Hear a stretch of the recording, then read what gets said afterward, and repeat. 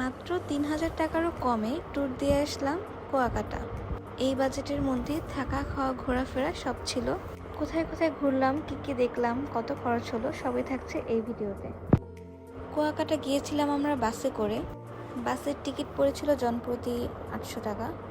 আমরা নিয়েছিলাম Shyamoli non AC, তো এটা পদ্মা সেতুর উপর থেকে যাচ্ছিল। আমরা রাত 10টা টিকিট নিয়েছিলাম, তো আমরা পৌঁছে গিয়েছিলাম সকাল 6টার মধ্যেই। যেখানে বাস থামায় সেখানে অটো আর ভ্যান ছিল, আর সেখানে একজন ছিল, সে জিজ্ঞেস করছিল আমরা হোটেল ভাড়া করেছি কিনা। যেহেতু আমরা ভাড়া করে আসিনি, আমরা বার্গেন করে হোটেল নিব এই চিন্তা ছিল, তো আমরা বললাম যে না। এরপর সে তার হোটেল সাজেস্ট করে, তো আমরা ভাবলাম গিয়ে দেখি, ভাল লাগলে বাজেটের মধ্যে হলে কেন নিব না। তো যাই এবং বাজেটের মধ্যে হয়ে যায় এবং সে হোটেলে আমাদের থাকা পড়ে। অন্যান্য হোটেলে আমরা যদি চেক ইন করতাম, আমাদের চেক ইন করার জন্য 12টা পর্যন্ত ওয়েট করতে হতো, তো এখানে আর আমাদের সেই ওয়েটটা করতে হয়নি।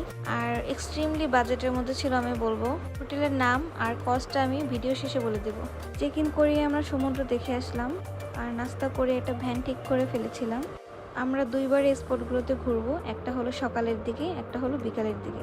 সকালের দিকে আমরা গিয়েছিলাম গঙ্গামতির চর আর ম্যানগ্রোভ ফরেস্টে। এটা হলো যাওয়ার পথের রাস্তা।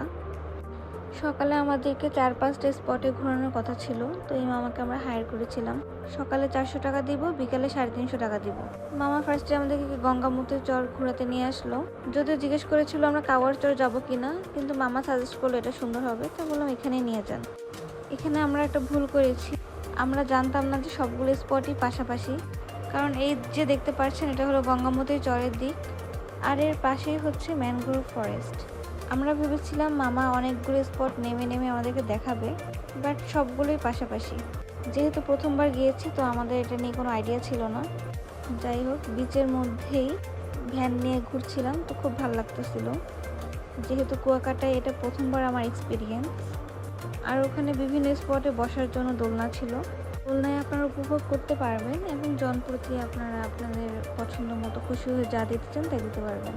আমরা মনে হয় 10-20 টাকা করে দিয়েছিলাম। এই স্পটগুলোতে আমরা 1.5 ঘন্টার মতো ছিলাম। এরপর মামা বলছিল যে এক জায়গায় এতক্ষণ ঘুরলে বাকি জায়গায় কখন ঘুরবো। তো ভাবলাম বাকি জায়গাগুলো হয়তো আরও সুন্দর হবে, আমরা যাই। এরপর তো আমার ময় হয়ে গেল। আমরা আবার ফেরত আসলাম আমাদের সমুদ্র সৈকতের দিকে, যেদিকে আমাদের হোটেল। বাকি স্পটগুলো এখানেই।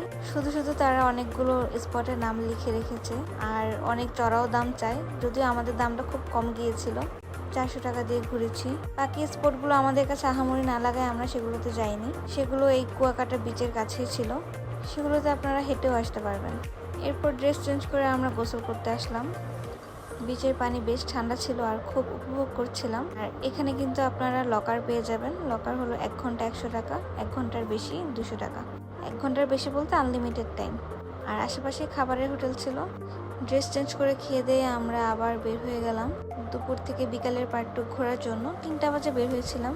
দুপুর থেকে বিকালের পার্টটুক ঘোরার জন্য আমরা 350 টাকায় ঠিক করেছিলাম। আর ভিউটা তো দেখতেই পাচ্ছেন, একদিকে ছিল সমুদ্র, অন্যদিকে ছিল গাছপালা। আমার কাছে সকালের থেকে বিকালের ভাগে যেগুলো ঘুরেছিলাম সেগুলো বেশি ভালো লেগেছে।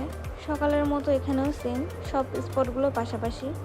এটা যেটা দেখতে পাচ্ছেন, এটা সম্ভবত লেবুর বাগান ছিল বা লেবুর বন বলে হয়তো। আর এই যে দেখতে পাচ্ছেন, এটা হলো ঝিনুক বিচ। এখানে এই সময় ঝিনুক কম ছিল, কিন্তু তারপরও আমি অনেকগুলো টোকায় আনছি। এখানে আশেপাশে আরও কয়েকটা স্পট ছিল, আমি ভুলে গিয়েছি। সবগুলোই পাশাপাশি হওয়ায় আলাদা আলাদা করে যেতে হয়নি। আমার কাছে সবগুলো স্পটের মধ্যে ঝিনুক বিচটাই খুব ভালো লেগেছে। এখানে অনেক দোলনা ছিল, আর দোলনা থেকে সমুদ্রটা উপভোগ করার ফিলিংসটা আমি বোঝাতে পারবো না। আকাশটা খুব ভার হয়ে গিয়েছিল। প্রথমে অন্য সাইডে বৃষ্টি হলো, পরে আমাদের সাইডেও বৃষ্টি নামলো। এরপর আমরা একটু অপেক্ষা করে এরপর বৃষ্টি কমার পর চলে গেলাম আমাদের হোটেলে। 350 টাকা দিয়ে ঠিক করেছিলাম, কিন্তু মামা বললো একটু বাড়িয়ে দেওয়ার জন্য, একটু 400 টাকা দিয়েছিলাম। আমাদের সারাদিন ঘোরাঘুরিতে মোট 800 টাকা গিয়েছিল। এখন ভ্যানে আপনারা যতজন তত দিয়ে ভাগ করলে আপনাদের অ্যামাউন্টটা এসে পড়বে। এরপর হোটেলে গিয়ে রেস্ট নিয়ে সন্ধ্যার পর আমরা আবার বের হয়ে গেলাম মার্কেট করার জন্য আর বিচ দেখার জন্য। রাতে বিচটা সেই ছিল, আমি বলে বোঝাতে পারবো না। যারা বিচ লাভার তাদের খুব ভালো লাগবে আশা করি। কুয়াকাটা অবশ্যই কক্সবাজারের মতো না, কিন্তু সব কিছুরই আলাদা সৌন্দর্য আছে। এটারও সেম, আমি কক্সবাজারে অনেকবার গিয়েছি, বাট কুয়াকাটা এই প্রথম আর আমার খুব ভালো লেগেছে। এরপর ফিরতি টিকিট আমরা কেটে রেখেছিলাম, যেদিন কুয়াকাটায় পৌঁছেছিলাম সেদিনই। আসার টিকিট আমাদের 700 টাকা করে পড়েছিল। শ্যামলীতে আমরা গিয়েছিলাম, শ্যামলীতে আবার ঢাকায় ব্যাক করছি। কুয়াকাটা টু ঢাকা আমাদের 750 টাকা নিয়েছিল। কুয়াকাটা ঘোরার পর এরপর এই রাস্তা আমার এত ভালো লাগতেছিল। রাতে অন্ধকারে ছিলাম আর মাঝামাঝি সিট নিয়েছিলাম, তো বুঝতে পারিনি। এখন সামনের দিক থেকে সামনাসামনি দেখতে পেরে এত ভালো লাগতেছিল। যাই হোক, আমি এখানে খরচটা বলে দিচ্ছি। আমাদের যেতে খরচ লেগেছিল 800 টাকা। এরপর ওখান থেকে জনপ্রতি 20 টাকা করে আমরা হোটেলে গিয়েছিলাম ভ্যানে। এরপর খাওয়া দাওয়া করেছিলাম আমরা 50 টাকার মধ্যে, সকালের নাস্তা। দুপুরে আর রাতে আমরা 150 টাকা করে খেয়েছিলাম, 300 টাকা করে পড়েছিল পার পার্সন।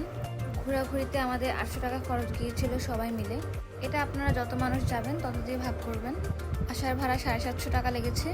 আর মাঝখানে আমরা বেশ কয়েকবার অটোতে করে আমরা হোটেলে এসেছিলাম, সেটা বিচ থেকে হোটেল পর্যন্ত 10 টাকা করে। এই ছিল আমাদের হিসাব। আর হোটেল ভাড়াটা বলছি না, কিন্তু আপনারা শুক্র শনি আর সরকারি বন্ধ ছাড়া যদি আসেন তাহলে 700-800 টাকার মধ্যে পেয়ে যাওয়ার কথা। আর হোটেলটার নাম হলো হোটেল ওশান কুইন। তো এই ছিল আমার ভিডিও এই পর্যন্তই। Thank you for watching.